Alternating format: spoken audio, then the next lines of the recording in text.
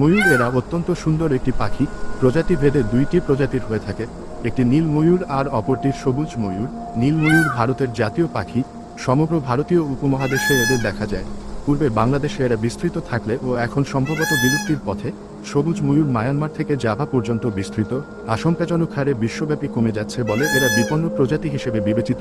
ঐতিহাসিকভাবে প্রজাতিটির মায়ানমারের জাতীয় প্রতীক হিসেবে গণ্য হয়ে আসছে। এসব ময়ূরের পাশাপাশি সাদা ময়ূরও দেখা যায়। এদের দেহ শুধু সাদাই নয়, চোখ ও নীল। প্রকৃতপক্ষে নীল ময়ূরই সাদা ময়ূর। জিনগত মিউটেশনের কারণে এদের এমনটি দেখায়। ময়ূরের সব প্রজাতি সাধারণত বনে বাস করে। এরা মাটিতে খড়কুটো দিয়ে প্রজননকালে বাসা বাঁধে, তবে মাঝে মাঝে লোকালয়ে ও দেখা যায়। বিশেষ করে সংরক্ষিত এলাকায় এরা মানুষের খুব কাছে চলে আসে। এরা সর্বভুক, চারা গাছের পাতা, কীটপতঙ্গ, বীজের খোসা, ফুলের পাপড়ি এবং ছোট ছোট সন্ধিপদ প্রাণী খায়। প্রজননকালে এরা ডিম পাড়ে 8 থেকে 10টির মতো।